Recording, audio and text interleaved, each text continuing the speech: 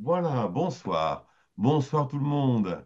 Merci d'être là. Merci d'être toujours présent et fidèle à ce rendez-vous mensuel des Raconte-moi, qui aujourd'hui va nous parler du destin hors du commun de Grace Kelly. Voilà. Alors, nous allons étudier le thème de Grace Kelly en tant que personnage scorpion, puisque nous venons seulement de quitter le signe du scorpion. Alors, je vais vous partager l'écran tout de suite pour que vous ayez le plaisir. Ah, allez, il y a que toi. Ça ne va pas suffire. Partager l'écran. Ah ben non, alors comment je fais? Ben si, je partage l'écran. Oui, mais alors moi, j'ai pas. D'habitude, j'ai tout un chouette chose. Là, j'ai pas. Est-ce que ton PowerPoint il est ouvert? Oui, oui, il est là. Oui, oui, oui. Donc si C'est tu vrai fais que Ah, partage. j'ai. non, je ne l'ai pas. Alors attends, c'est parce que je vais voir si moi je l'ai. Oui, mais je l'ai amélioré encore tout à l'heure. Alors attends, ressort de partager et Oui, reviens maintenant. Reviens sur partager. oui, j'ai déjà fait ça une fois et je n'ai que nous. D'habitude, j'ai tous mes écrans, enfin tout ce que je pourrais trouver. Et là, justement, il est ouvert. Et Eh bien, pourtant, moi, je vois l'écran entier, fenêtre d'application. je peux Chez moi, ça. partager aussi. Alors, fenêtre, alors onglet Chrome peut-être. Non. Non, non, non, non. Normalement, si tu cliques sur partager, tu as un Ça y écran. est. Il fallait aller sur fenêtre. Ça y est. Vous l'avez? Ça démarre. C'est bon. Oui. Vous l'avez. Alors, je l'ai en plein écran, je ne sais pas pourquoi, mais ça, voilà, je ne sais pas. Vous l'avez? Oui, oui. Oui, c'est Moi, bon. je ne vous vois plus, mais tant pis. Je ne vois plus la galerie. Ah, en haut à droite, affiché Mais en haut à droite de quoi? de l'écran. J'ai partagé. Non, non, non, non, affiché. Ah, alors peut-être qu'il est pas, il est peut-être pas là-dessus. Bon, écoute, Enfin, non, je ne vous vois nous, pas. on voit bien en tout cas ton PowerPoint. Bah, c'est le principal, on va dire, hein, parce que tant pis, moi j'aurais bien aimé vous voir, mais ça fait tant pis, hein. Voilà. Alors, donc, vous avez évidemment, raconte-moi, Grace Kelly, pour la date d'aujourd'hui, avec évidemment ces tableaux, la personne la plus photogénique qu'on puisse trouver. Alors, je vais commencer tout de suite. Elle est scorpion, comme vous pouvez voir, scorpion, ascendant scorpion, avec Mercure, le Soleil et Mars en scorpion. Ça donne une personnalité. Alors évidemment, ce Mars est extrêmement puissant. Ça donne une personnalité torturée, charismatique, passionnée, le genre de drama queen. Tout est toujours extrêmement grave avec les scorpions. On ne prend strictement rien à la légère. Alors, elle n'a aucune planète hors limite pourtant, mais nous avons un parallèle de déclinaison, c'est-à-dire c'est la même chose, ça joue comme une conjonction Lune-Mars. Ça va lui donner encore plus de détermination puisque ce Mars est en scorpion et on va voir que c'est une personne extrêmement volontaire. Et puis il y a aussi le parallèle de déclinaison entre Jupiter et Pluton qui donne aussi beaucoup de puissance. Alors, ce qu'elle a d'extraordinaire dans son thème en plus, c'est ce grand trigone d'eau, où nous reviendrons tout à l'heure. Donc, Soleil Scorpion, ascendant Scorpion et la Lune en Poisson. Je ne vais pas vous faire toute sa biographie parce que je pense que tout le monde la connaît. Donc, au fur et à mesure, je dirai deux, trois choses, mais je ne vais pas faire comme je fais d'habitude toute la biographie, comme si on ne connaissait pas bien, hein, parce que vraiment, je pense que je vous ennuierai. Alors, quand je vous parlais de sa très grande volonté, donc elle vient de cette famille irlandaise qui a fait fortune, et sa grande volonté, ce sera de vouloir faire du théâtre d'abord, contre l'avis de sa famille, mais elle n'en démordra jamais. Vous voyez, ça, c'est ce Mars en Scorpion. Elle a une extrême sensibilité avec la Lune en Poisson, qui forme d'ailleurs un très grand trigone d'eau, c'est-à-dire qu'elle gère ses émotions elle-même, toute seule. On dit she's self-reliant. Le grand trigone, ça fait qu'on se débrouille tout seul dans le domaine des émotions. Alors, ça fait un grand trigone Soleil, Pluton, Lune. et ça donne encore plus de charisme parce que chaque planète du grand trigone, Soleil, Pluton, Lune, sont mi-point les unes des autres. C'est-à-dire, par exemple, qu'elle va retrouver son identité avec le Soleil par son charisme et sa sensibilité, par exemple. Ou sa sensibilité va trouver à s'exercer par le trigone Soleil-Pluton. Ils s'entraident entre eux, chaque planète de ce grand trigone. Alors, on voit tout de suite que, alors que c'est une personne très déterminée, très volontaire, très endurante, très puissante, avec le trigone Soleil, Pluton et ses planètes en Scorpion en maison 1 en plus, cette lune en Poisson extrêmement empathique est carrée à Saturne. Et alors, c'est un grand carré, hein, c'est un peu large, mais parce que nous avons 7 degrés, on est vraiment presque hors limite, mais hors norme, on va dire, pour un carré. Mais comme la Lune avance très vite, on va quand même le considérer. Et on sait qu'étant petite, elle ne reçoit pas l'attention. En fait, ce carré de Saturne, ça veut dire qu'elle n'a pas la nourriture, la vraie, ou enfin là, c'est pas la vraie, ou la nourriture affective dont elle a besoin. Ce qu'elle attend de sa mère, elle ne le reçoit pas. Il y a cette fratrie avec cette lune noire, puisque je parle de sa mère, je parle aussi de son enfance. Dans cette fratrie avec cette lune noire en Capricorne, elle en attend énormément. Elle attend tout de cette fratrie avec cette lune noire en maison 3. Je veux être avec vous, absolument. J'ai absolument besoin de vous, de mes frères et sœurs. Elle est la dernière, mais je vous repousse. Je veux être toute seule et en même temps, je vais être avec vous. Ça, c'est toujours le paradoxe de la lune noire. Je veux tout et son contraire. Et le maître de cette maison 3, c'est Saturne. Il est en 2, donc ça montre à quel point sa fratrie est importante et fait partie de ses valeurs. Mais c'est une fratrie en Jupiter, en Sagittaire, envahissante et conformiste. Quand je dis envahissante, parce qu'ils sont nombreux, ils sont envahissants pour ce qu'ils réclament. Les 2 parents sont des grands athlètes, même niveau olympique, et ils élèvent leurs enfants comme ça, dans les valeurs du sport et des corps parfaits. Or, elle, c'est une petite chose qui rêve de poésie et de solitude et pas du tout de faire ses preuves par les muscles. Enfin, elle va quand même s'y essayer, évidemment. Et on voit donc qu'elle tient énormément à cette fratrie avec ce Saturne en maison 2.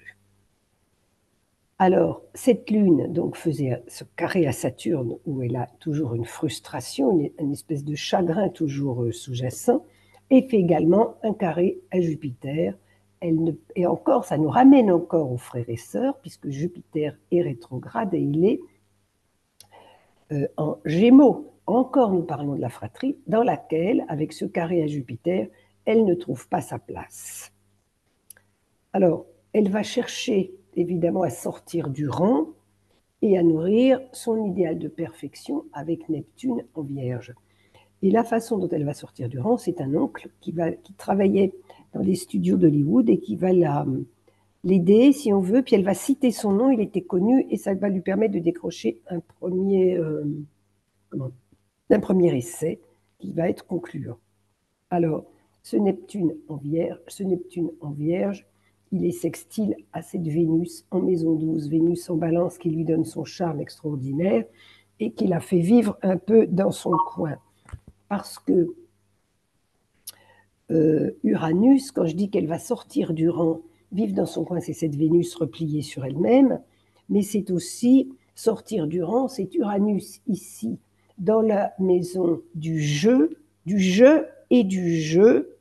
Donc son jeu, c'est cette extrême sensibilité et cette intuition poisson, suivi d'Uranus, qui va lui donner cette façon unique de jouer et cette façon unique dans sa personnalité, puisqu'avant c'était des femmes fatales, très, très fardées, très maquillées, puis dans l'exagération. Alors qu'elle, elle va faire les choses avec subtilité et beaucoup de finesse, et donc elle est précurseur dans son genre, si on veut, elle est tout à fait à part. Et donc c'est Mercure qui se retrouve d'ailleurs par quinconce au mi-point de l'ascendant et de Mercure, c'est-à-dire qu'elle va réaliser son génie inventif ou son jeu tout à fait particulier par cette façon qu'elle a extrêmement magnétique de jouer, c'est son ascendant en Scorpion, et son intelligence percutante, ce Mercure. Vous voyez, il arrive justement au mi-point de ces deux planètes. Elle va montrer une sensibilité exacerbée et donc une très grande intelligence.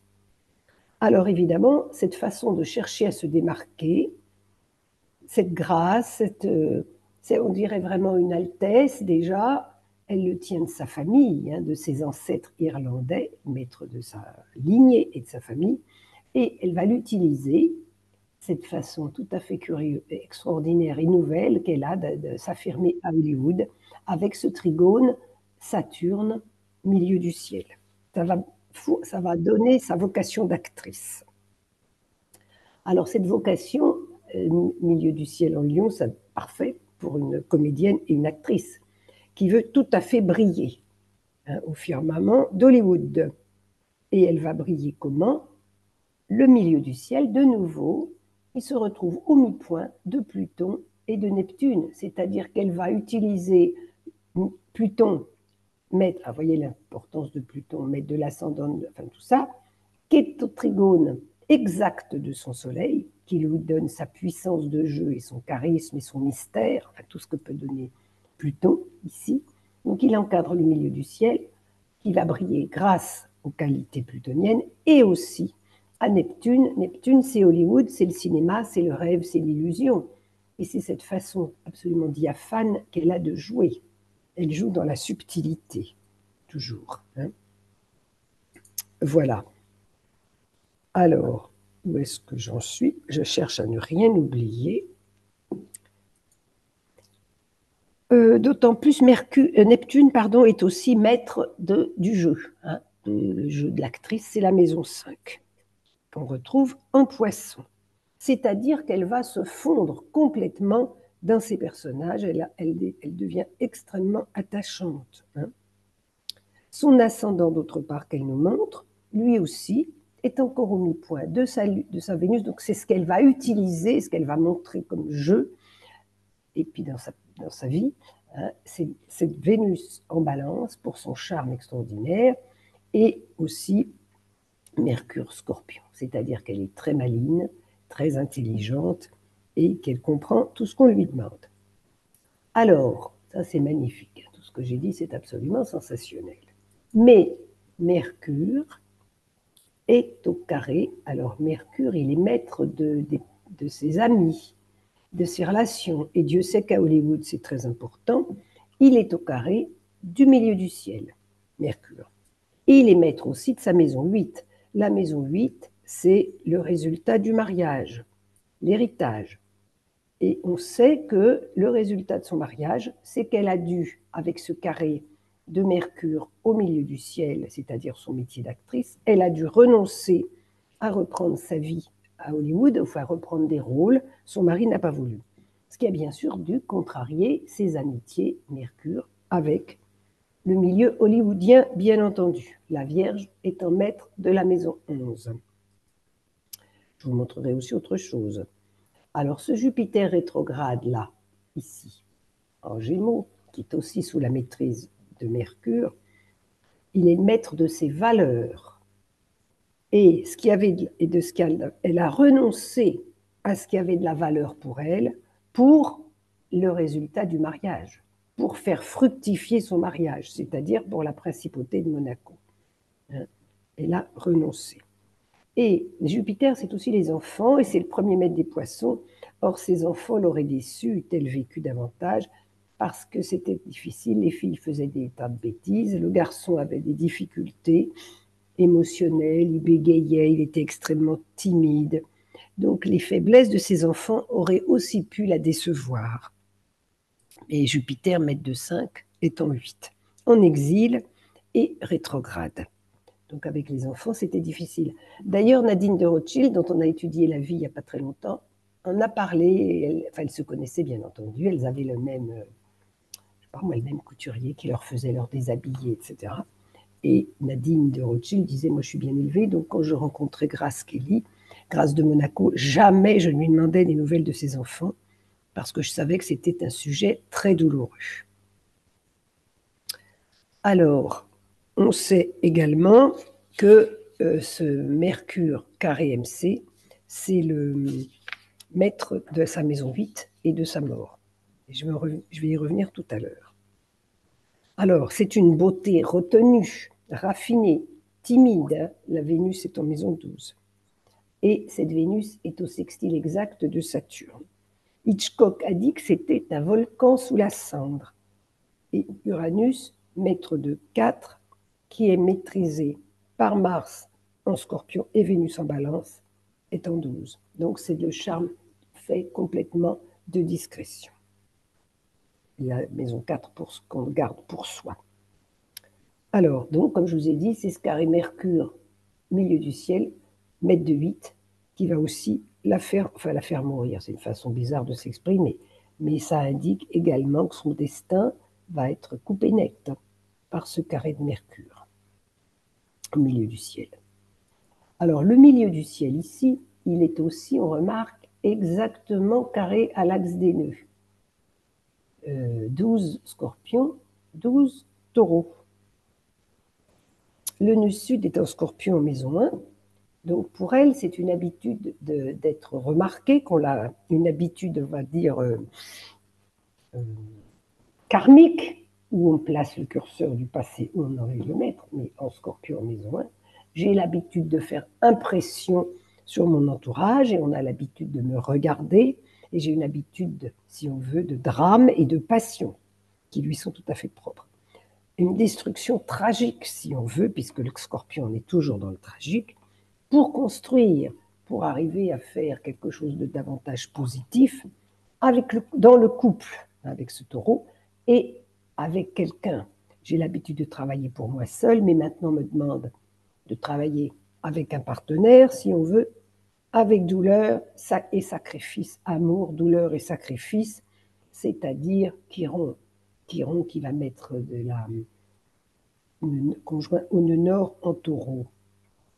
Chiron, dit Lise Green, c'est une blessure, un dommage absolument irréparable. On ne peut pas rattraper la douleur de Chiron, ce n'est pas un guérisseur, c'est quelqu'un qui hurle sa douleur, sa jalousie, son envie, seul dans son coin.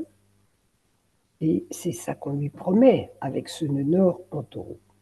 Or, c'est elle qui sait, donc il a une valeur de sacrifice, Chiron, et c'est elle qui a fait la beauté, la renommée de Monaco. Elle a fait venir toutes les vedettes américaines et donc l'argent dans le cadre du mariage. C'est ce qu'elle a apporté au mariage. Elle a également, avec Jupiter en 8, apporté l'argent. On sait que la principauté de Monaco avait demandé à ses parents une dot de 3 millions de dollars, enfin quelque chose de complètement astronomique pour l'époque. C'est curieux parce qu'on aurait été flatté de la voir pour rien, mais non, il a fallu qu'elle donne 3 millions de dollars pour aller à Monaco. Et donc, c'est peut-être justement le rôle de l'argent, ce grand trigone Pluton, Soleil, Lune. Hein, Pluton, maître analogique de la maison 8. Hein. Alors ensuite, donc, sa lune en poisson, elle sent les rôles, elle a une intuition sensationnelle. Que je ne perde pas mes trucs, moi. Voilà, elle a une intuition absolument sensationnelle. Elle est récompensée extrêmement tôt. Et Uranus est en 5. Uranus est en maison 5. Et je vous ai dit que son charisme était dû à ce grand trigone. Alors, c'est l'enfant rêvé, la maison 5, le jeu rêvé. Cette lune en 5 et Neptune maître de 5. Neptune sextile à l'ascendant. Donc, elle fait rêver tout Hollywood. Donc, je vous ai déjà parlé de cette lune noire en maison 3. C'est aussi, donc je vous dis que c'était sa fratrie dans laquelle elle se sentait très isolée, puisqu'elle était la plus petite. Elle cherche à y être inclue, mais elle est unique. Je suis unique. Et de la même façon, donc la maison 3, c'est aussi son environnement, et son environnement, c'est les camarades d'Hollywood. Et là, je vais vous quitter. Elle les quitte, les camarades, ça sont ses frères de travail, si on veut. Elle a quitté les camarades d'Hollywood parce que je me sens supérieure à vous. mais je veux quand même être avec vous. Ça, c'est encore la lune noire. Je vous quitte parce que j'ai un destin qui surpasse le vôtre, mais je veux quand même, j'aurais aimé vous garder avec moi. Mais ce confort affectif, parce que, alors, Chiron, qui est sur la pointe de 7, lui fait, en même temps, Chiron en 7, c'est le sacrifice de l'époux. Donc, elle voudrait renier cet époux qui la coupe de ses amis d'Hollywood, et en même temps, il lui apporte le confort et le bien-être qu'on sait. Donc, c'est un confort et un bien-être qu'elle n'a pas eu petite. C'est un peu compliqué, hein. Les rapports de Chiron en maison 7, conjoint au nœud nord, surtout que c'est maîtrisé par Vénus en maison 12. Tout ça, on n'en parle pas, c'est caché, etc. Alors, en plus, sa porte invisible est à 18 lions.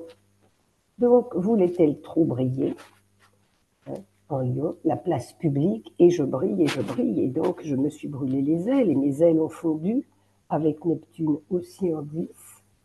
Et du coup, elle perd la vie dans la principauté qui a fait sa grandeur.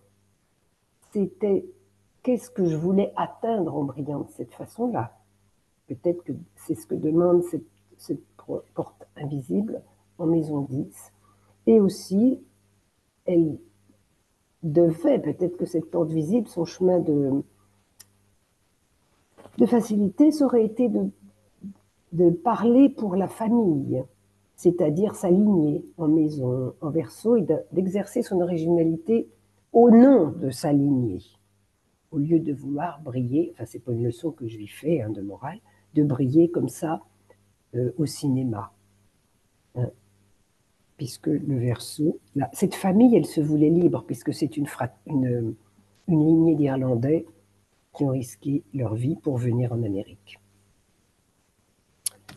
Alors, alors voilà, la voici avec son mariage avec Grace Kelly. Alors, le mariage avec Grace Kelly, donc voilà, vous les connaissez, ces photos-là, évidemment. J'ai le transit du mariage, si ça vous intéresse, mais s'il ne passe pas beaucoup de choses au mariage, on va voir tout à l'heure, mais je l'ai là, donc je vous le montre. Ah ben oui, le transit du mariage, et puis après je vais vous montrer une synastrie. Je vous ai préparé une synastrie avec Régnier et une synastrie avec Hitchcock. Alors, au moment de son mariage, ce qui est quand même... Alors, vous voyez, les planètes là, vertes, ce sont les transits, évidemment.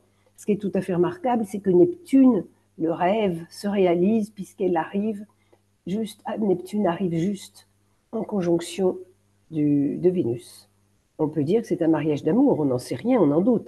Évidemment, la photo est engageante ici, mais Neptune vient confirmer. J'ai rêvé ce mariage avec Neptune en balance. Et puis ça a fait rêver, c'est quand même la maîtresse Goldwyn-Mayer qui a payé la robe et qui a payé tout le mariage.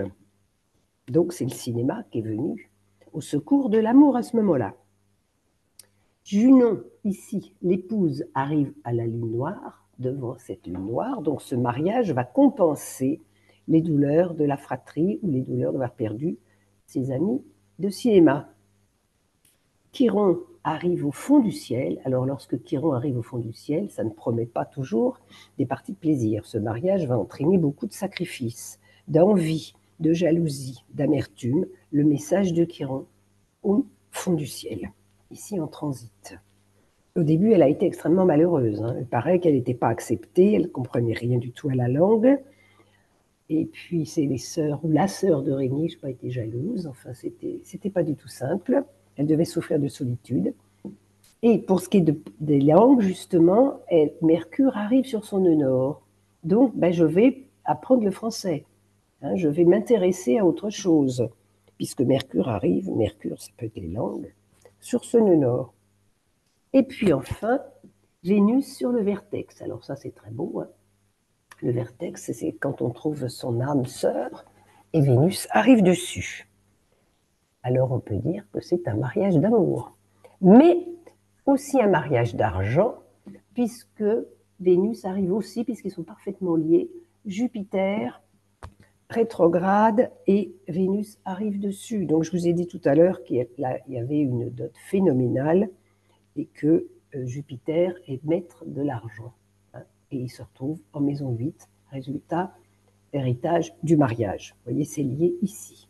Donc voici pour les transits de son mariage. Là, je réponds à la demande de Liliane, qui n'est pas là ce soir parce qu'elle est à Source, mais elle voulait savoir quels étaient les transits au moment de son mariage. Donc j'ai fait pour Liliane, puisqu'elle me l'a demandé à l'avance. Alors, je vous ai aussi préparé la synastrie entre tous les deux, Grace Kelly et Régnier. Alors, elle est assez intéressante, mais pas sensationnelle, alors que la suivante va l'être. Donc, je vous les voilà tous les deux. Hein. Alors, on voit tout de suite que son Chiron, qui est ici, je commence avec lui parce qu'il est dans sa maison 7 et conjoint au nœud nord, il arrive, ce Chiron, sur la Vénus de Régnier. Et la Vénus du prince Régnier, elle est conjointe à sa lune noire. Donc, avons-nous le droit, se demande Régnier, de profiter des bienfaits de la vie avec cette lune noire? Je veux tout posséder, je veux profiter de tout, mais en même temps, peut-être que je ferais mieux de renoncer. Voilà ce que dit cette lune noire. C'est tout à fait ambivalent.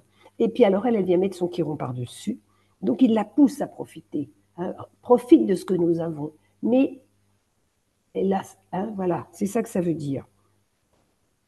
Avons-nous le droit, tous les deux, de profiter des bienfaits de la vie? Voilà ce qu'ils se demandent ensemble. C'est assez bizarre. Ils ont tous les deux leur lune au carré partil l'une de l'autre. Lui, il est à 22 Sagittaire et elle ici à 21 Poissons. Alors peut-être que pour la vie quotidienne, c'était compliqué quand on compare les lunes, quand pour le quotidien. Les habitudes devaient être très différentes et ça devait être compliqué. Surtout qu'elle a sa lune pas très loin de son Uranus. Alors il a dû la bousculer dans ses habitudes. Hein. Il a dû la bousculer et ça devait de toute façon la bousculer de paraître en public. Mais en même temps, elle lui apporte, là en public, peut-être il est vénère, elle lui apporte de la douceur et tout évidemment toute sa féminité sur la photo, hein, sur le balcon. Alors, elle a son Saturne à elle ici sur sa lune à lui. Donc, elle correspond pour lui à une image de femme fidèle et de femme sérieuse, froide et responsable. Il n'a pas pris une faux folle, il le savait. En plus, il avait besoin d'une femme étrangère et il a trouvé une femme de valeur et une femme étrangère. Voici ce qu'il a eu avec Saturne, Lune. Alors, son Pluton à elle, ici, toute sa puissance, elle va la mettre sur la Junon de Régnier. Alors évidemment, sur les photos, par exemple, elle sera pour lui cette femme charismatique. Hein, sa Junon est là. Elle sera cette femme extrêmement puissante parce qu'on regarde qui sur les photos, c'est elle qu'on regarde, c'est elle qui a l'argent, qui va amener l'argent et qui, évidemment, c'est toujours le charme de la très belle princesse qui va jouer toujours lorsqu'ils vont rencontrer De Gaulle, parce que De Gaulle voulait annexer Monaco. Évidemment, c'est elle, avec tout son charme auprès de Charles de Gaulle, qui a pu arrondir les angles, on va dire, par exemple. Hein. Et puis, le vertex de Régnier, qui est ici, en Scorpion à 14, il est au mi-point de son Soleil et de son Mercure. Ici, à son vertex, c'est là qu'il place, au mi-point. Et donc, évidemment, il va apprécier évidemment sa personne Scorpion et aussi toute son intelligence extrêmement fine des situations. C'est ce que je vous disais tout à l'heure, même en politique, elle représentait véritablement un atout. Alors, Monsieur Kevin Lagrange m'a envoyé une autre très bonne piste pour la comparaison, quelque chose de vraiment intéressant, puisque l'autre jour, il nous a fait une très, très intéressante conférence sur les encadrements. Eh bien, si vous remarquez, si vous regardez cette suite-là comme ça, Vénus, Mercure, Soleil, Mars, Saturne, chez Grace Kelly, donc chaque planète, comme ça, elle va être encadrée des autres. Hein. On peut jouer comme ça, les uns après les autres, à les encadrer. Eh bien, Régnier de Monaco a la même chose. Vénus, mon petit point, je ne le retrouve plus, Vénus, Mercure, Soleil, Mars. Et si on retire ces deux transsaturniennes, nous avons aussi Saturne. Donc, ils ont tous les deux cette même suite. Et donc, ça veut dire les mêmes encadrements. Vous voyez, c'est tout à fait curieux. Et du coup, ça va créer les mêmes encadrements, les mêmes positions, les mêmes idées sur les choses. Et ça va aider parce qu'autrement, la comparaison, elle est pas mal, mais elle a ses limites, on va dire. Vous voyez, mais cette suite est tout à fait favorable. Alors, je vous ai aussi préparé comme je ne voulais pas vous faire la biographie point par point parce que tout le monde la connaît, une comparaison avec Hitchcock. Parce qu'Hitchcock, ça a été son metteur en scène. Et alors là, c'est quand même autre chose. Donc Alfred Hitchcock, hein, vous le connaissez, voilà, c'est l'homme des oiseaux et tout. Le crime était presque parfait, c'est lui aussi. Donc, ils ont tous les deux, pour vous dire, leur soleil, donc elle est scorpion, lui il est lion, et les soleils sont au carré l'un de l'autre. Il a son soleil à 20 lions, il est lion ascendant lion, il a son soleil à 20 lions, les ascendants sont aussi au carré l'un de l'autre exactement. Voilà. Donc, ils vont se frotter l'un à l'autre et ça va créer comme une étincelle créatrice. Hein. Le soleil de l'un carré au soleil de l'autre et les ascendants d'eux-mêmes. Alors aussi, par exemple, la Vénus Lion d'Hitchcock arrive sur son milieu du ciel. Elle représente son idéal d'actrice, on peut dire. Alors, la Lune et Jupiter, c'est-à-dire comment il voit les femmes en Scorpion, ça arrive exactement sur l'ascendant de Grace Kelly. Hein, son idéal féminin ici, c'est qu'en plus dans sa maison 4, c'est comme si elle arrivait dans sa famille. Peut-être qu'il représentait son père, c'est comme s'il était son père, vous voyez. Il la dirige dans le cinéma, il est plus âgé, il lui dit quoi faire. Vous voyez, crac, elle pose son ascendant dessus. Donc il lui envoie, elle est pour lui le modèle de femme idéale, de femme accomplie, on peut dire. Et il la révèle dans son charisme et son mystère. Dans le crime était presque parfait, par exemple. Et puis ce Jupiter lui donne beaucoup de valeur. Il la rend extrêmement féminine dans tous les films et il lui donne de la valeur avec Jupiter. Donc, je vous ai dit, son milieu du ciel est conjoint à sa Vénus, je vous l'ai dit. Donc, son idéal de beauté, par exemple, de magnificence d'actrice, il arrive sur son milieu du ciel. Son Saturne à elle, donc son sérieux, sa froideur, quand il dit que c'est un volcan sous la neige, eh bien, il arrive sur son nœud nord, exactement. Vous voyez, Saturne 28 et son nœud nord. Donc, elle va lui apprendre, on pourrait dire, la frustration, et elle le prend en charge.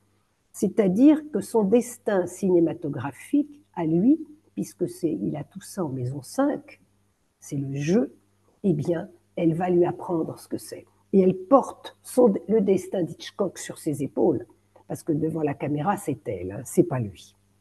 D'accord ? Son Neptune à elle, donc sa valeur d'actrice à Hollywood, et au début vierge, je continue, arrive sur la lune noire d'Hitchcock. Ça, c'est quand même pas rien. Donc, évidemment, c'est une question de génération avec Neptune. Mais enfin, bon, on y est quand même. Hein. Elle est dans sa maison 2, sa maison à lui 2, de la maison des valeurs. Eh bien, je la mets au défi. Alors, on va dire toutes ces jeunes filles de cette époque-là, puisque c'est quand même une planète de génération. Et je te mets au défi de faire rêver par ton charme évanescent.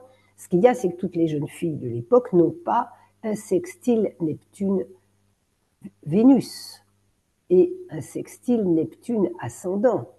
Donc ça individualise ce Neptune. Hein. Et donc, il la met au défi avec sa lune noire de faire rêver par son charme extraordinaire. C'est ça que ça veut dire. Allez, et il va la pousser à donner le maximum, c'est cette lune noire ici. Et enfin, elle a sa lune à elle, ici, dans la maison 9 d'Alfred Hitchcock, et la maison 9, c'est la maison du cinéma, de la grande diffusion et d'Hollywood, comme Neptune et la maison 9. Donc, elle est la femme des films d'Alfred Hitchcock. Ils se sont rencontrés et ils s'aimaient énormément. Ils s'appréciaient vraiment beaucoup. Avec une synastrie pareille, c'était absolument sensationnel. Alors, j'ai continué. Je vous ai fait aussi les transits au moment de son décès, parce que c'est tout à fait curieux aussi. Donc elle est née en novembre, et c'était en septembre 82. Elle a eu l'accident le 13 septembre et elle est morte le 14, le lendemain. Donc à ce moment-là, Neptune, qui faisait un sextile tout à l'heure, Neptune, où est-ce qu'il est passé? Ah non, je suis en train de me mélanger, pardon, je regardais le mariage. Jupiter, au moment de sa mort, arrive au mi-point de l'ascendant et de Mercure. Il arrive ici. Ça va donner une hypertrophie du moi, si on veut, puisqu'évidemment, au moment de sa mort et de ses obsèques, on ne parle plus que d'elle, tout d'un coup. C'est très important. Uranus, parce que c'est un accident brutal, extrêmement tragique, donc j'ai cherché Uranus. Uranus arrive au carré de Neptune, et Neptune est maître de sa maison 5. Donc, c'est aussi l'identité de Neptune. Et puis, sa fille a failli y rester aussi. Saturne, pour le deuil, maître de 3. Saturne, maître de 3, puisque c'était un accident automobile dans un petit parcours, est au carré de sa lune noire. J'ai cherché sa chose qui s'était passée. Saturne, il est où? Il est là. Et il fait exactement un carré à cette lune noire, justement en maison 3. Et il est maître de la maison 3. Et donc, c'est comme s'il était venu agiter, si on veut, titiller, ça ne va pas bien pour cette histoire, mais enfin, vous voyez, il est venu toucher cette lune noire en 3. Là, on est vraiment dans la maison 3, puisqu'on était dans un petit voyage, un petit déplacement. Et Mercure, enfin, maître de sa mort, Mercure, maître de la maison 8, Mercure, il est là. Où est-ce qu'il est passé, Mercure? Il est au carré encore de cette lune noire. Je ne le trouve pas. Il est là. Il est comme Saturne, carré à la lune noire. Alors, Mercure, il est maître analogique de la maison 3 et il est maître ici de la maison 8. Donc, lui aussi, comme Saturne, il fait un carré à sa lune noire au moment de sa mort. Alors, bon, j'ai trouvé tout ça, mais je trouvais que ce n'était pas énorme quand même. Donc, je me suis souvenue de la conférence sur les luminaires conditionnels de Kevin Lagrange qu'on avait eue l'année dernière à Saint-Brieuc. Et donc, il regarde les nouvelles lunes ou les pleines lunes précédentes pour voir comment elles vont impacter le thème. Or, donc la nouvelle lune précédant l'accident, c'est le 19 août 82. Et à ce moment-là, nous avons une nouvelle lune exactement à 25 lions, c'est-à-dire ici, exactement au carré de son Mars en Scorpion, en maison 1. Alors, c'était tout de même, Mars, c'est bien la brutalité de ce qui va se passer. Donc, cette lune noire impactait directement son Mars. Voilà. Et puis alors, enfin, là, on nous montre un carré. Moi, je trouve qu'il est un petit peu loin, ce carré, parce que ça fait quand même 8. Mais bon, comme Mars va plus vite que Neptune, et elle avait fait, paraît-il, une rupture d'AVC, enfin un AVC avant, une rupture d'anévrisme, enfin je ne sais pas quoi, quelque chose. Alors c'est peut-être Neptune, ça, qu'elle a perdu conscience, pardon, et du coup, ça a créé cet accident. Enfin, la nouvelle lune précédant l'accident avait de quoi agir sur Mars et la violence de Mars, qui se retrouve en maison 1, c'est-à-dire qu'elle a été blessée, évidemment. Voilà. Alors là, je crois que j'ai tout dit dans ce que je voulais vous dire, mais je ne vous vois toujours pas, mais vous avez peut-être des questions. Si vous avez des questions sur la biographie, parce que j'en ai pas beaucoup parlé, je veux bien essayer de répondre. Mais je ne voulais pas vous saouler avec une biographie annonnante que tout le monde connaît. Si vous avez des questions, je vous écoute.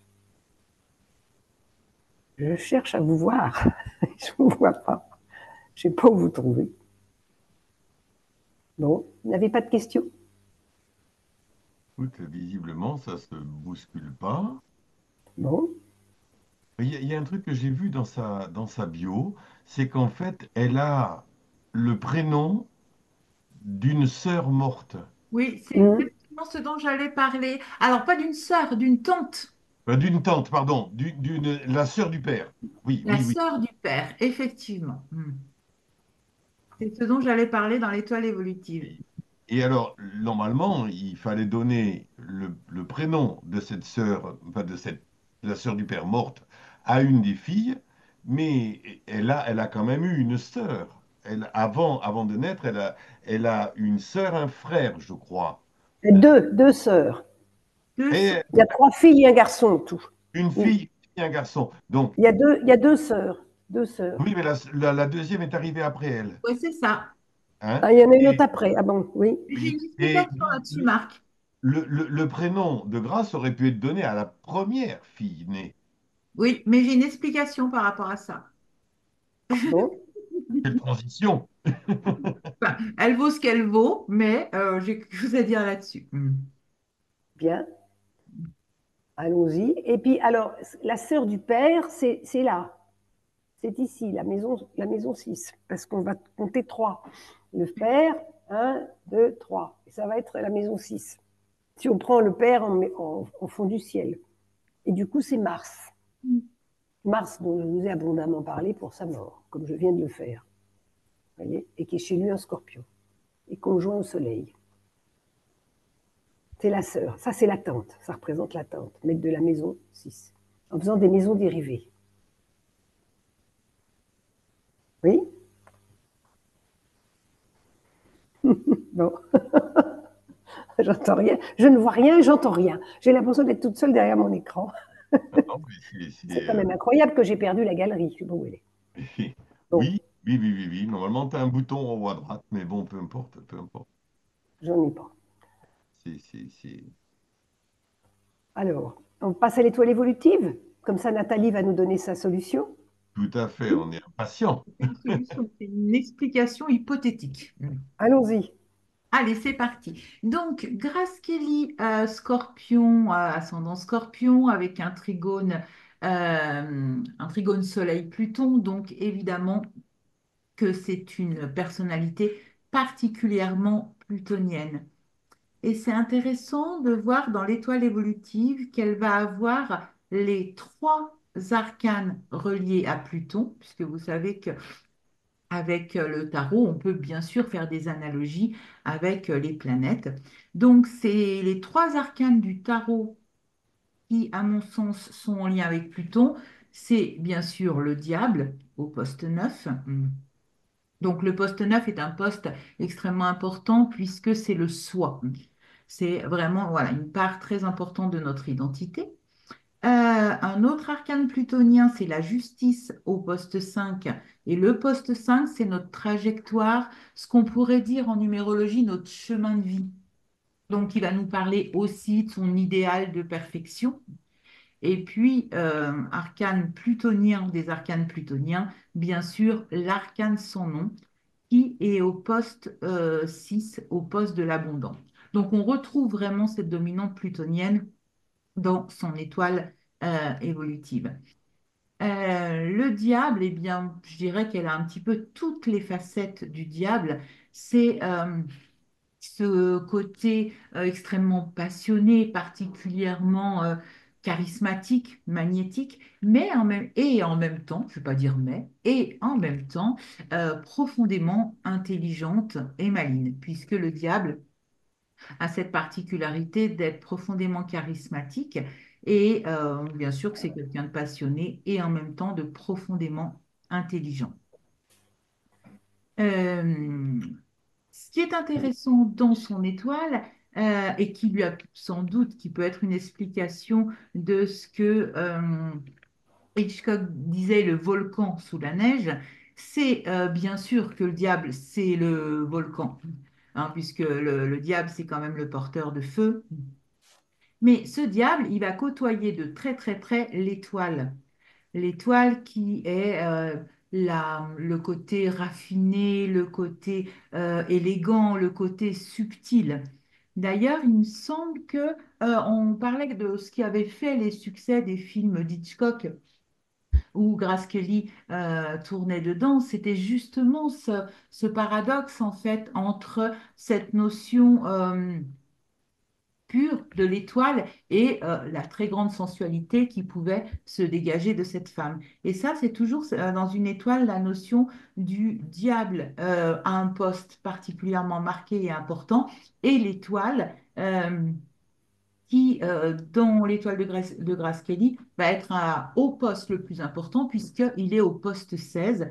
Et le poste 16, c'est vraiment le poste qui va être défini par notre prénom, par notre nom de famille et par la totalité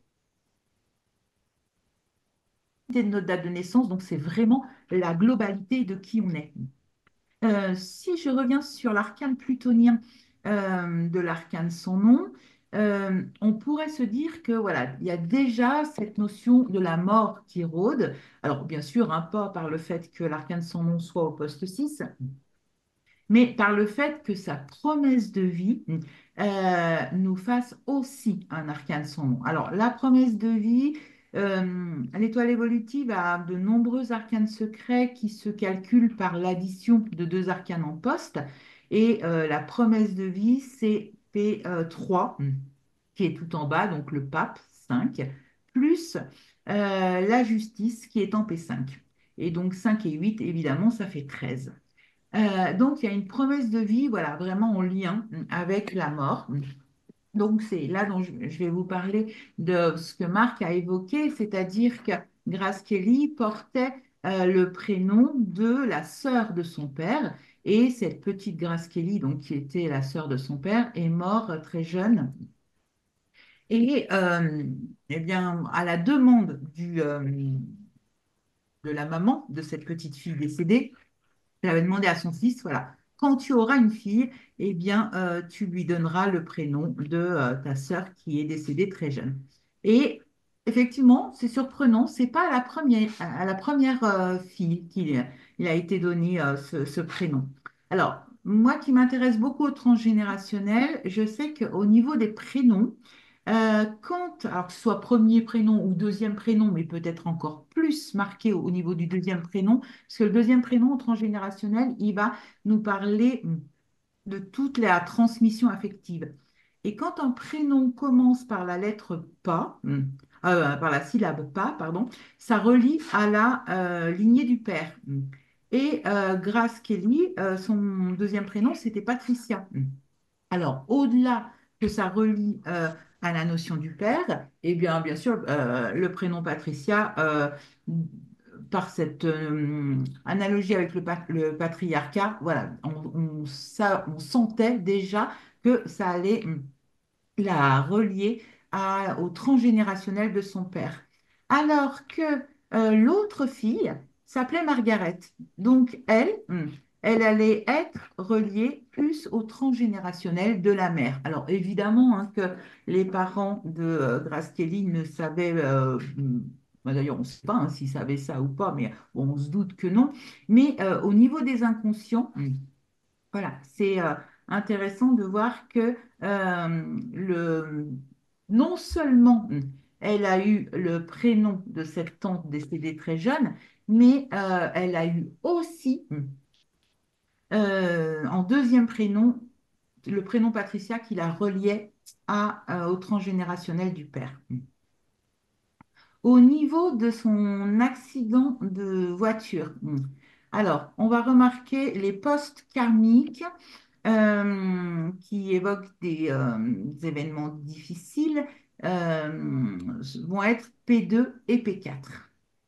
Et pour Grace Kelly, on voit que ce sont deux arcanes de mouvement en fait. Le chariot, bien sûr, qui représente les déplacements et la voiture, hein, l'automobile, et puis la roue de fortune, ça va représenter tous les déplacements. De ces Il deux, paraît, je te coupe, et elle conduisait extrêmement mal, paraît-il. Ça va avec ces deux postes à roues en difficulté. ouais, Elle euh, conduisait très mal, paraît-il. après, si on les additionne, ces deux postes, eh bien, ça nous donne les archives intérieures, hein, qui est aussi une autre forme de mémoire karmique. Eh bien, ça nous fait une étoile.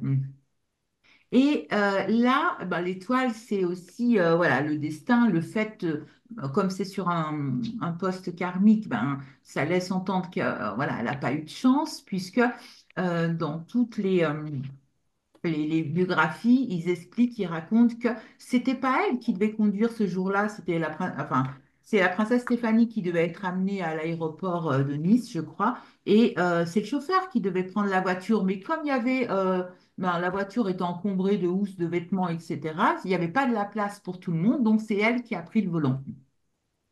Et puis, effectivement, il y a eu, puisque après son décès, on a fait un scanner de son cerveau qui a priori a révélé qu'elle avait certainement eu un AVC, ce qui aurait expliqué, enfin, en dehors du fait qu'elle ne conduise pas bien, qui aurait voilà, expliqué aussi l'accident de voiture. Alors, par rapport à cet accident, il y a eu des rumeurs. Ben, de toute façon, on imagine bien hein, une personnalité comme ça. euh, et alors, les rumeurs, ça vient vraiment de P10 et P11, enfin, c'est-à-dire ce jugement et cette papesse, où on va voilà, donner des informations qui sont complètement fausses, puisque la princesse Stéphanie, qui avait 17 ans, je crois, à l'époque, il a été dit que ça puisse être elle qui conduisait. Mais que bien évidemment, après expertise, ça s'est avéré complètement faux. Donc c'est là aussi où peut se jouer cette notion de rumeur. Alors moi, j'avais monté l'étoile de Grace Kelly au moment de son accident, parce que quelque part, moi, ça m'intéressait plus que son mariage. Et donc, au niveau de donc, le 14 septembre 1982, Grace Kelly va avoir en P7 un chariot et en P8 un ermite. Donc, un chariot qui nous parle de voiture, en sachant qu'elle en a un au poste 4, donc c'est-à-dire qui vient nous parler de ses mémoires, c'est déjà un premier indice. Mais surtout, si on additionne le chariot qui est l'arcane 7 avec l'ermite qui est l'arcane 9, eh bien, ça nous fait la maison Dieu 16, c'est-à-dire l'accident. Donc, voilà ce que je... Ah oui, oui, mais je voulais parler de quelque chose par rapport à cette lune quand même au poste 13, qui a cette particularité d'être encadrée de deux ermites. Donc, je pense que cette lune, elle va représenter ben, trois éléments dans la vie de Grace Kelly. Déjà son enfance, hein, puisque la lune nous ramène à l'enfance. Donc une enfance entourée de deux ermites, bah, c'est pas forcément une enfance très très joyeuse, et Catherine vous l'expliquait par rapport au lien avec la fratrie. Ça peut nous parler de sa mère, puisque la lune, ah, c'est avant tout un arcane de mère. Donc la frustration qu'elle a pu vivre avec cette mère et peut-être aussi, elle, dans son rôle de mère, ben, qu'elle se sentait frustrée, puisque Catherine vous expliquait que quand la baronne de Rothschild la croisait, par courtoisie, voilà, elle ne posait pas des questions sur ses enfants, puisque, a priori, c'était pas forcément une source d'épanouissement. Mm. Alors, je crois que je vous ai tout dit. Bon, le côté précurseur aussi, dont Catherine vous a parlé avec son Uranus, bien sûr, on le retrouve au poste 17 avec la roue de fortune, puisque la roue de fortune, c'est vraiment le novateur, le précurseur du tarot.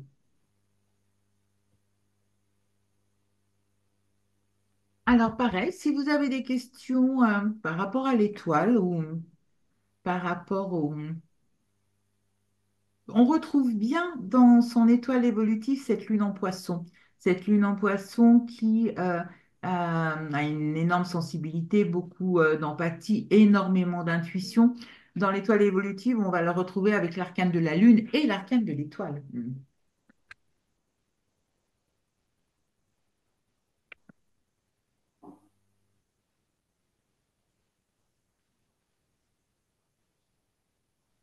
Alors moi, j'aurais des choses à rajouter, bien sûr, à Je la veux suite de bien. ma conférence, parce qu'effectivement, c'était la question que vous posiez au début. Euh, ces personnalités qui sont fauchées, on va dire, dans un âge qui est encore agréable pour vivre. Et en fait, ben, j'ai beaucoup étudié son cursus et je me suis rendu compte que, en fait, elle était passée d'un monde à l'autre. Elle est en fait une fille de la mer parce qu'elle a une majorité de planètes yin, donc très sensible, surtout par le signe du scorpion et puis aussi par la lune en poisson. Et elle a fui une première cage, c'est-à-dire la cage enfermante de ses parents qui ne lui donnaient aucun amour puisque c'était un monde patriarcal dans lequel, évidemment, elle était enfermée et elle attendait toujours. Or, pour une fille de la mer ou un enfant de la mer, ne pas être aimé, c'est le pire qu'il puisse lui arriver. Donc, n'étant pas aimée, elle a fui, elle s'est retrouvée dans le monde du cinéma. Correspondait très bien à sa lune poisson avec son Neptune, c'est-à-dire un milieu dans lequel elle pouvait effectivement exprimer ce qu'elle était, apprendre à exprimer, et surtout être regardée comme évidemment une déesse. Seulement, elle est tombée dans le monde du père. Parce que là aussi, c'était le monde du père, qui finalement l'a exploité. Parce que c'était quand même quelqu'un, en tant que scorpion, qui se laissait pas faire. Et elle voulait bien jouer les rôles, les seconds rôles, ou même les rôles importants, mais elle n'acceptait pas trop d'être dirigée. Le seul qui la comprenait, c'était Hitchcock. Et donc, finalement, quand est venue l'opportunité de rencontrer un homme, parce que c'était une grande séductrice aussi, hein. Elle en a eu, hein, des hommes.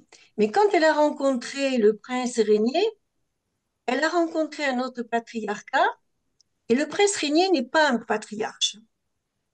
Le prince Régnier est un être individué, parce qu'il faut voir tout ce qu'il a réussi à faire, certes avec son concours, mais il a réussi quand même à redorer le blason de son royaume. Donc en fait, elle a inconsciemment accepté parce qu'en fait, ils se sont aimés quand même. Ils se sont bien aimés. D'ailleurs, tu nous l'as bien démontré, Catherine. Donc finalement, elle est repartie pour un second rôle, on va dire, celui d'épouse, celui de représentation. Après tout, elle était aussi au cinéma, là, hein, parce qu'ils l'ont bien exploité, ils ont exploité son mariage. Ils l'ont beaucoup. Elle a été victime des premières caméras, elle a été médiatisée. Et ça a commencé à intervenir dans sa vie conjugale, où elle se sentait à nouveau enfermée. Là où elle s'est sentie encore plus enfermée, c'est quand ils ont pris tous les enfants qu'elle avait en otage parce qu'ils étaient prédestinés. Donc, elle était enfermée une deuxième fois. Ses enfants allaient être enfermés parce qu'ils prenaient la suite. Et c'est un être libre, c'est quand même un scorpion. C'est quelqu'un qui ne supporte pas trop. Elle a du pouvoir, elle ne supporte pas qu'on ait du pouvoir sur elle. Et donc finalement, quand Hitchcock est revenu pour la troisième fois, parce que comme elle s'embêtait dans son mariage et dans son royaume, il y a un moment donné, Hitchcock est venu la chercher pour tourner encore un film. Et là, le prince Régnier a dit non, non, non, tu es une princesse, tu es une femme mariée, il n'est pas question que tu retournes aux États-Unis pour aller faire du cinéma. Et là, je pense que inconsciemment, elle a avalé sa salive parce que c'était un âge qui était proche de son accident. Elle avait ses enfants qui étaient grands. Elle avait surtout le prince Régnier qui était au summum de sa gloire. Grâce à elle, il avait récupéré son royaume. Il avait aussi fait partir les gangsters à l'époque, les gens qui venaient polluer son royaume avec les multimillionnaires comme, je me rappelle plus, Onassis. Onassis.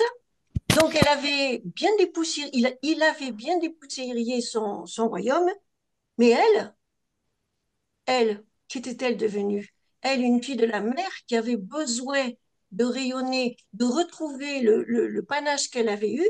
quand Hitchcock est venu la chercher et que son époux lui a dit non, tu retournes pas, tu restes princesse de Monaco, là, qu'est-ce qui s'est passé dans son inconscient? Elle n'a pas pu retourner dans son monde premier. Or, pour le faire un processus de réussite inconsciemment, il faut quitter le monde de la mère qu'elle avait fait, aller dans le monde du père, avoir cette rigueur, ce sérieux qu'elle avait eu, cette structure, cette honnêteté qu'elle avait, mais il fallait qu'elle retourne dans le monde de la mère pour pouvoir apporter sa contribution au cinéma et donner le plein pouvoir qu'elle avait dans les rôles de Hitchcock. Et là, comme elle n'a pas pu, et la voiture représente le symbole de l'implication sociale. Quand elle a pris la voiture pour essayer de monter ou de descendre, je ne sais pas dans quel sens était son accident, mais ou monter ou descendre, elle s'est retrouvée quelque part inconsciemment. Uranus en bélier a dû provoquer déjà bien à l'avance un séisme dans son mental, dans sa tête. Donc par conséquent, je l'avais développé. Lorsqu'un archétype n'arrive pas à permettre à une personne de se réaliser complètement, la personne n'en survit pas. Voilà l'interprétation, on va dire, archétypale. Mm. Oui. Mm. Alors, je C'est voudrais faire... brillant. C'est brillant. Mm. Hmm. Ah oui, magnifique. Ah, Mais c'est peut-être super. justement ce qui rend sur son nord en maison 7. Et oui, parce que Tu crois pas, Chiron, moi hein? aussi, Il est je là pour le travaille sacrifice et le bouc émissaire. tout à fait, tout à fait, tout à fait. Seulement, c'est resté un mystère. Sa mort est restée un mystère. On n'arrive pas à Mm. comprendre. En pleine gloire. Ben non, elle n'était pas en pleine gloire. Lui, il était en pleine gloire parce que c'était justement un 5-5, il avait tout réussi. Mais elle, intérieurement, elle était toujours prisonnière de quelque chose. Et quand on se sent prisonnier, ben on s'en va. On quitte ce monde. Si on est prisonnier dans ce monde. Alors, il y a Alexandre qui nous livre une anecdote. Qui c'est qui commence le partage d'écran là? Qu'est-ce que c'est ça? Non, non, non, non, non, non. Ah, Euh, qui est-ce qui fait le partage C'est d'écran là? l'écran de Marie. Marie? Est-ce que Marie pourrait couper le partage d'écran, s'il vous plaît? Merci. Oui, il y a Alexandre qui nous partage une anecdote.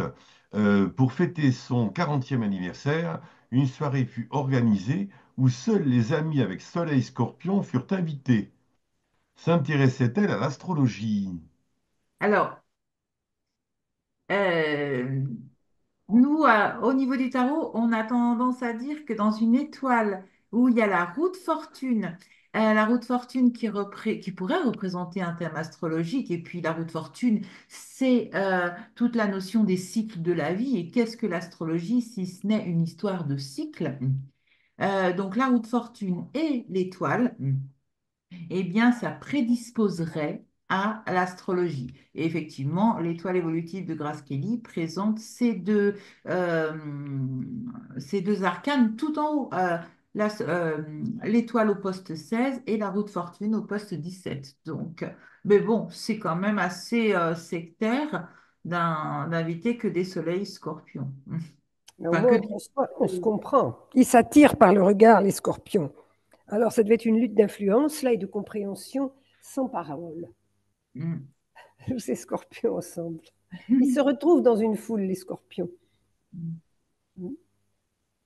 Et c'est original quand même. Imaginez faire une soirée où seuls les scorpions sont invités, quoi. Je veux dire, on va, hein, c'est particulier. Et alors, il rajoute aussi, Alexandre, autrement, je trouve que son thème fait penser à un couteau suisse, car c'est polyvalent et assez bien réparti, dans le sens où peu de signes sont vides, Capricorne et Verseau. Qu'en pensez-vous? Ben moi, je suis assez d'accord. Alors, bien sûr, moi, je vais rebondir sur l'étoile, hein, puisque elle a la patte pyramide, donc c'est-à-dire trois fois le même arcane. Elle a assez peu de dualité, donc ce qui laisse en fait potentiellement la place à une majorité d'arcanes différents. Donc la notion du couteau suisse et de ce côté polyvalent, moi, je serais assez d'accord du point de vue de l'étoile évolutive. Ça fait des intérêts multiples quand Mm. c'est assez étalé comme ça. Enfin, quoique le scorpion est quand même bien chargé, hein. Bah, des intérêts malgré elles. C'est-à-dire que bon, ils ont une sensibilité, c'est des éboueurs, hein. Ils ont une sensibilité à tout ce qui peut les faire vibrer, le bien comme le mal. Et donc, elle devait avoir toutes les antennes ouvertes. Mais bon, il y a un moment donné où elle a choisi pour échapper. Mm. Mm. Parce que dans la vie princière, à la fin, elle s'ennuyait terriblement, hein. Lui, il avait de son côté, au bout d'un certain temps de vie conjugale, il avait ses réunions, etc. Mais elle, il paraît que, elle se contentait de faire du collage. Du Oui, collage, des fleurs séchées. Elle faisait des voilà, et cartes des de fleurs fleurs séchées. séchées. Alors, je Oui. pense que peut-être que même elle a été un peu touchée par l'astrologie, mais bon, à l'époque, c'était pas trop développé, je sais pas. Mais bon, en tout cas, elle devait quand même sacrément s'embêter pour un être qui vibrait comme elle. À faire ces petites cartes en collage, oui. Oui, Ça devait parce pas être drôle. elle était quand même très occupée par le protocole. Pour une fille vibrante comme elle, au bout d'un moment, Mm. Mm. Et puis quand elle est interviewée, c'est pas vibrant du tout, hein. oh C'est non, ennuyeux. Elle dit des fadaises, hein, des tout à fait, platitudes, on va dire, pour pas déplaire, pour pas déplaire. tout à fait. Oui. Donc ça faisait rêver au départ, peut-être, au début. Et puis, et puis Monaco, c'est tout petit. On doit en avoir très vite fait le tour. Mais finalement, elle a bien nourri un mythe, parce que c'est bien de ça dont il s'agit, le mythe de la princesse qui rencontre le prince. Voilà, tout est magnifique en apparence, mais c'est très scorpion ça. En apparence, tout est magnifique, mais en dessous, il y a le diable. Mais justement, Stéphane pose la question, pourquoi s'est-elle mariée avec Régnier?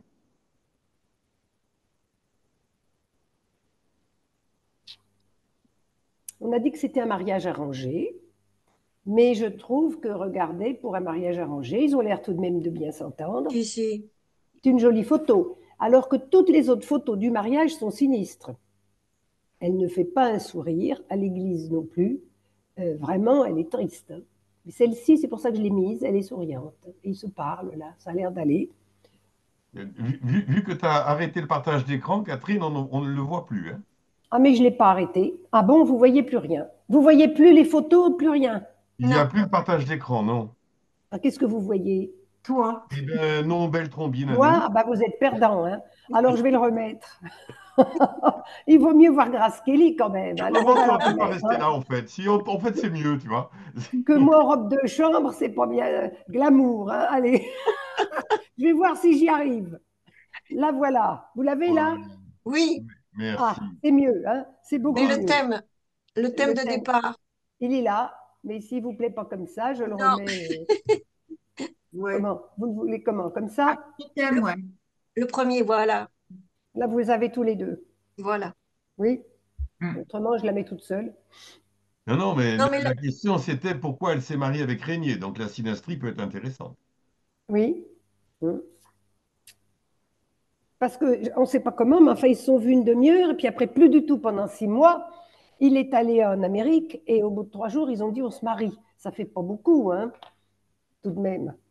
Ça fait pas grand-chose pour Ce se que je connaître. sais, c'est que Régnier, il lui a imposé un test de fertilité avant le mariage. Mm. ah, Oui, Mm. oui, c'est un peu grossier, mais enfin, il fallait tout de même un héritier. Peut-être que Oui, ça faisait partie du protocole, hein. oui. Ouais, Ah, certainement. Si, si, certainement. Ah Quand il ben, n'y avait pas pire. Quand il n'y avait pas pire que ça, oui. mm. Oui. Ce qui n'empêche pas d'être grossier. Et il envisageait aussi Marilyn Monroe. Mm. mm. Mm. Non, elle était vulgaire. Il n'en a pas voulu, finalement. Elle était vulgaire. Oui, mais voilà, il y a eu un moment donné où Un moment de flottement. En fait, elle obéissait à un casting, quoi. Oui, ben oui. Après, comme évidemment, ils étaient beaux tous les deux et charmants, et que l'amour ne dure que 2 ou 3 mois, bon, ben, ça a marché un certain temps. Pourtant, il y avait l'air d'avoir des affinités entre ces deux personnages. Oui. Ben, il y avait deux trigones. Ils avaient deux beaux trigones tous les deux d'eau. Donc justement, Mm. trigone d'eau, ça marche, hein.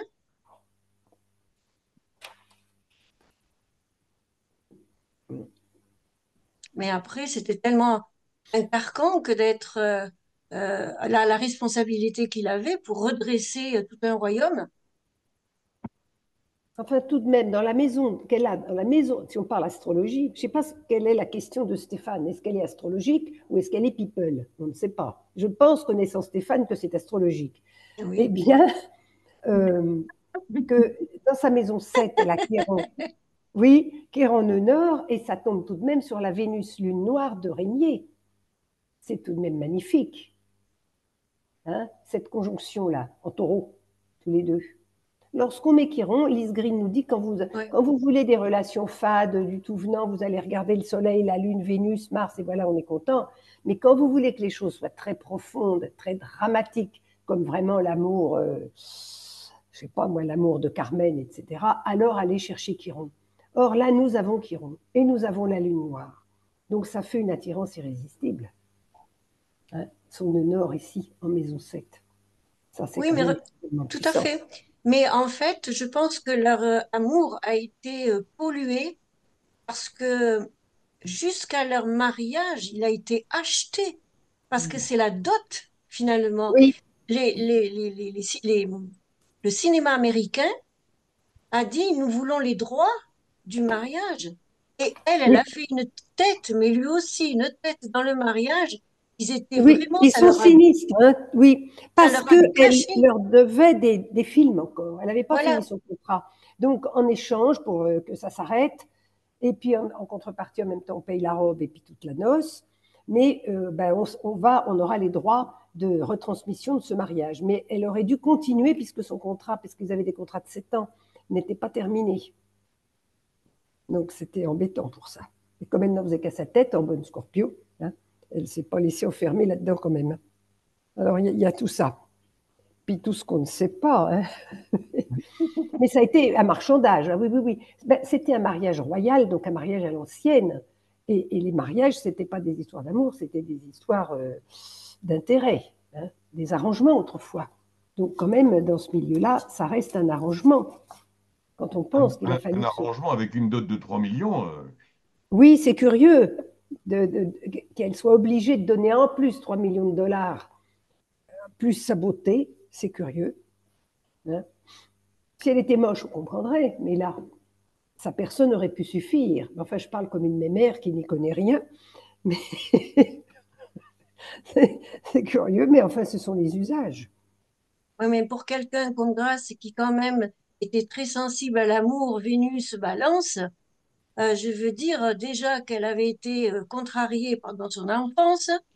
En fait, après, elle avait usé de sa beauté, aucun homme ne lui convenait. Celui-ci, bon, ben voilà, il y a eu des contraintes. Ça fait un peu lourd, quoi, Mais quand on regarde les photos que je ne vous ai pas mises de leur fiançailles à Philadelphie, quand il est allé la rejoindre à Noël, elle a l'air parfaitement heureuse et contente Ben de oui, son sort, hein. oui. Elle lui tient la main, là, oh là là, ça a l'air d'aller très bien. Alors qu'ils se sont à peine vus, si on regarde bien. Ils se sont très peu vus, puisqu'ils se sont beaucoup écrits pendant les 6 mois, et puis ensuite il y est allé, crac, c'était emballé. Donc c'est quand même curieux aussi. Ils ne sont pas beaucoup fréquentés. Alexandre nous dit, j'ai entendu que l'énergie Gémeaux est bénéfique aux scorpions, dans la mesure où les scorpions ont besoin de se renouveler continuellement, se remettre en jeu, se défier. Et enfin, pour le côté défi, un bélier aurait peut-être mieux convenu qu'un Gémeaux. Bah, c'est trop tard. Oui, oui. Et Daniel demande, était-ce un coup de foudre? Mais j'en sais rien. C'est-à-dire que pour que ce soit aussi rapide et spontané, il y a quand même ça a le profil en tout cas, oui. Ils se sont beaucoup écrits. Ça a tenu une relation à distance où ils s'écrivaient, enfin, pas comme maintenant, à l'ancienne. Ils s'écrivaient, ils se sont beaucoup écrits, donc ils ont appris à se connaître comme ça, par correspondance, on va dire. Mm. Chez Parce qu'il est, Uranus. Et il est mais, arrivé, Mercure, oui, les il est relations. arrivé Et puis, elle devait sentir, des fois, il n'y a pas besoin non plus de beaucoup de temps, hein, elle a dû sentir que c'était le bon, et puis voilà. Ben, elle a aussi voulu épouser le comte Cassini, c'est-à-dire le couturier Ah, de mais c'était un vieux machin, la Cassini, il ne fait pas le poids à côté du prince de Monaco. Ben, en tous Il les est cas, quand il voulait même. l'épouser. Hein, Et comme lui, il était plusieurs fois divorcé, ben, c'est la famille Kelly qui s'y est opposée. oui, il fallait qu'il soit catholique, qu'il fût catholique, oui. Mais enfin, il a l'air d'un bandit de grand chemin à côté du prince, tout de même. Oleg Cassini. Cassini. Il faisait ses robes, mais ça suffit pas. Ah non, non, avec Régnier, c'était mieux. Moi, je vous le dis. Ben, Dans les Daniel, contes de fées, on dit toujours, ils se marièrent et ils eurent beaucoup d'enfants. Et moi, je rajoute, et ils eurent beaucoup aussi d'ennuis. Et je suis polie. Mm. Oui. Après, après, justement, Daniel, elle dit en fait, une après. princesse, ça fait rêver, mais au final, c'est une prison dorée. Exactement. Ils se marièrent et eurent beaucoup d'enfants. Eh oui, et là, ça commence. La plaie, c'était la presse. Ça a été une Oui. véritable plaie. Et Ben, peut-être que la presse, qui est aussi Maisonneuve, alors elle contient quand même Pluton rétrograde, oui. mais de tout ce qu'elle a en scorpion, c'est ça qui a vraiment pourri, non pas peut-être leur relation, j'en sais rien, mais qui a pourri la vie des enfants et leur vie. Et du coup, enfin, on sait toutes les bêtises qu'ont fait les filles. Caroline de Monaco, elle allait à l'école privée, pas très loin d'où j'habite, elle a été virée, par exemple. Quand même, pour être la princesse de Monaco et se faire virer de son école privée, il faut quand même en faire. Alors, quand je dis ça, peut-être que je vais avoir un procès de diffamation parce que c'est pas vrai, ou ça s'est pas passé comme ça, j'en sais rien. Mais en fait, elle les changeait d'école tout le temps, très fréquemment. C'est curieux, non? Vous voyez, elle a eu énormément de mal avec ses enfants. Et puis ce pauvre Albert qui était tellement timide, etc. On ne peut pas dire qu'elle ait eu les satisfactions qu'elle aurait pu attendre. Et ça, c'est la presse qui a. Ils les ont énormément exposés, leurs enfants. Ben, Évidemment, ils étaient très jeunes. c'est exactement ce qui s'est passé avec la Liliana, hein. Oui, aussi. Et donc, c'est peut-être là l'explication, c'est plutôt rétrograde en maison 9 et la Lune au carré de Jupiter et du carré de Mars, de Saturne aussi, maître de la maison 9, qui lui a apporté que frustration, déception, etc. Et la Lune, et puis aussi la presse, bah, c'est peut-être les Gémeaux, Jupiter en Gémeaux aussi. La presse écrite, la presse parlée, peut-être. Vous voyez, on trouve toujours des trucs en plus. Hein. Et pour répondre à Stéphane, oui, non, j'ai pas regardé l'étoile du prince. Ah, Ouais, ça aurait pu être intéressant de faire une comparaison d'étoiles, voire même une fusion d'étoiles. Régnier Grimaldi, oui. Mm.